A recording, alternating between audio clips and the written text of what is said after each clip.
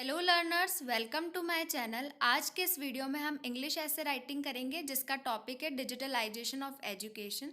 तो इस ऐसे की स्टार्टिंग मैंने एक कोट के साथ की है। Technology will not replace great teachers but technology in the hands of the great teachers can be transformational. Next मैंने इसका इंट्रोडक्शन पार्ट लिखा है। Digital education is a technique और method of learning which involves technology and digital devices.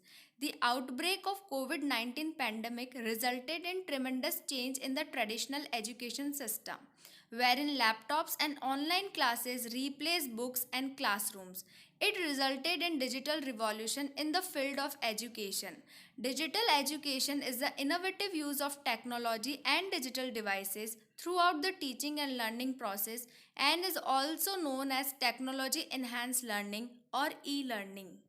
तो digital education क्या है? एक technique और मेथड ऑफ लर्निंग है जो कि टेक्नोलॉजी और डिजिटल डिवाइसेस के थ्रू की जाती है।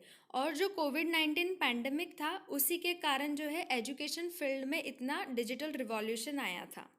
नेक्स्ट मैंने यहाँ पे लिखा है digital education is the innovative use of technology and digital devices throughout the teaching and learning process and is also known as technology enhanced learning और ई लर्निंग। तो इसको हम क्या कहते हैं? टेक्नोलॉजी इन्हांस लर्निंग भी कहते हैं या फिर हम इसको ई लर्निंग भी बोलते हैं। फिर नेक्स्ट है with the help of digital education students can study from anywhere worldwide. अब इसकी मेन बॉडी पे आते हैं। It is often said technology will become the wings that will allow the educational world to fly farther and faster than ever before. मैंने इस paragraph की starting जो है कोट लिख के की है।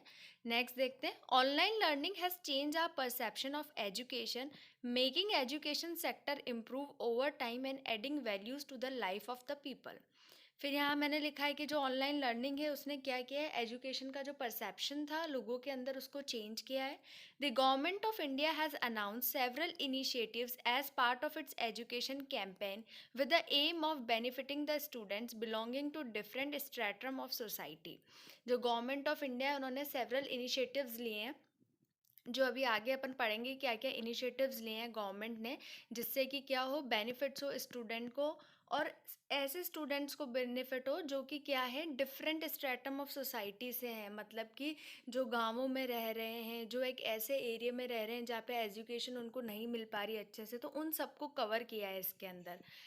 The ministry of human resource development, जिसको हम MHRD कहते हैं, इनिशिएटेड दीक्षा, जिसकी फुल फॉर्म है digital infrastructure for knowledge sharing as part of PM e Vidya under the Aatmanirbhar Bharat program which is the one nation one digital platform aiming to bring together the efforts of online, digital and on-air educational modes towards education. It is a national platform for school across India containing quizzes and courses for teachers and students. Similarly, many other technology-based initiatives such as Vidyadan, Swayam, e-Pathshala, Sikshawani and many other under this platform have brought a sea change in the lives of the people of the nation. Government की तरफ से क्या क्या initiatives लिए गए हैं, जैसे कि दीक्षा, PM ई विद्या हो गई, आत्मनिर्भर भारत के अंदर हो गया, one nation one digital platform हो गया। फिर यहाँ पे अपन ने देखा विद्यादान है, स्वयं है, ई-पाठशाला है, शिक्षा वाणी है। तो ऐसे बहुत सारे इनिशिएटिव्स जो हैं वो गवर्नमेंट ऑफ इंडिया ने स्टार्ट किए हैं। नेक्स्ट देखते हैं। These initiatives by the government are the powerful repository of educational resources that can be accessed by student, teacher, researcher and parents any time anywhere. ये सारे इनिशिएटिव्स जो हैं वो क्या हैं, किसके लिए? स्टूडेंट्स के लिए, टीचर्स के लिए, रिसर्चर्स के लिए, पेरेंट्स के लिए भी है। और क्या है कि इनको जो है हम कहीं पे भी एक्सेस कर सकते हैं और किसी भी वक्त एक्सेस कर सकते हैं। These portals are available in different languages, और ये जो पोर्टल्स हैं ये डिफरेंट लैंग्वेजेस में भी अवेलेबल है, जैसे कि English, Hindi, Urdu, Sanskrit, making them power house of knowledge. Digital accessible information system, जिसको हम कहते हैं Daisy, is also available for hearing impaired student. जो कि हियरिंग इम्पेयर्ड स्टूडेंट होते हैं उनके लिए भी एक सिस्टम लॉन्च किया था गवर्नमेंट ने, जिसको हम कहते हैं digital accessible information system called Daisy. Next paragraph देखते हैं। As a response of technology integration and recognizing that universal education is essential for quick development, the government has released a new education policy that emphasizes digitalization as well as the use of technology in education. अपने कोविड-19 के time पे जो digitalisation हुआ था ना education का, सब कुछ ऑनलाइन भी मिल रहा था, सारी क्लासेस वगैरह। तो उसका रिस्पॉन्स देख के और गवर्नमेंट को ऐसा लगा कि नीड है यहाँ पे कि हम एक यूनिवर्सल एजुकेशन सिस्टम लेके आए, जिसके थ्रू वो क्या लेके आए थे, नेशनल एजुकेशन पॉलिसी, जो कि कब आई थी, 2020 में आई थी, जिसका मेन एम्फेसिस किस पे था, डिजिटलाइजेशन पे ही था। मतलब कि टेक्नोलॉजी का यूज़ करना है हमें एजुकेशन के अंदर। This was primarily done to ensure that quality education was available in all sections of the country, particularly in Tier 2 and Tier 3 cities and towns. The government realized that technology has the ability to reach out to tiny towns and villages by putting an end to traditional teaching methods and issues like shortage of teachers, insufficient student teacher ratio, and insufficient teaching resources. Digitalization in education has paved the way for the most up to date teaching tools and methodologies. तो government का क्या M था, ये जो national education policy लाई थी उसमें ये था कि जो टायर 2 टायर 3 सिटीज़ हैं और जो टाउन्स है जहाँ पे इतनी फैसिलिटीज़ अवेलेबल नहीं है, जहाँ पे इतना इंफ्रास्ट्रक्चर नहीं है, उन पे इनका मेन फोकस था। और फिर गवर्नमेंट ने क्या था कि जो ट्रेडिशनल टीचिंग मेथड्स है ना, उसको रिप्लेस किया। और जैसे कि प्रॉब्लम्स होती है, कई बार टीचर्स नहीं होते, स्टूडेंट टीचर का रेशियो ही नहीं होता, कई बार ऐसे होता है कि बच्चे ही नहीं है पढ़ने वाले, टीचर है तो बच्चे नहीं है, बच्चे हैं तो टीचर नहीं है, इनसफिशेंट टीचिंग रिसोर्सेज है, पढ़ाने की चीज़ें ही नहीं है, ठीक है ना। तो इन सब की जो प्रॉब्लम्स, ये जो सारी प्रॉब्लम्स ये किसने सॉल्व की, डिजिटलाइजेशन ने सॉल्व की। नेक्स्ट पैराग्राफ देखते हैं। Government of India in its budget 2022-2023 has announced establishment of digital university. तो गवर्नमेंट ऑफ इंडिया ने बजट 2022 और 2023 में क्या अनाउंस किया था कि हम डिजिटल यूनिवर्सिटी स्टैब्लिश करेंगे। और ये जो डिजिटल यूनिवर्सिटी है ये कहाँ पे स्टैब्लिश करेंगे, केरला में।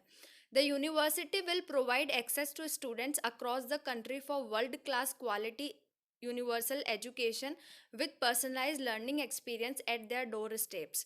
This will be made available in different Indian languages and information and communication technology. अब लास्ट इसका कंक्लूजन वाला पार्ट देखते हैं। India plays a significant role in the global education industry and in the coming years is expected to become one of the largest global talent providers. Digital agility through digital education is a need of an hour. For digital education to be successful, the teachers should be imparted sufficient and efficient training so that they become comfortable in these new age of education. Electronic gadgets and technology at affordable cost should be made available for the weaker section of the society, making digital learning cost effective and giving equal opportunities to everyone. Through this mode, learning can be made more interactive and engaging between the learner and the teacher. Digital education will immensely help in addressing India's vast culture and language diversity. तो last conclude में यही लिखा है कि आगे India का क्या future है डिजिटल एजुकेशन में, प्लस ये भी लिखा है कि कौन सी ऐसी कमियां हैं जिसको हम दूर करें तो हम डिजिटल एजुकेशन में और ज़्यादा वास्ट जा सकते हैं आगे।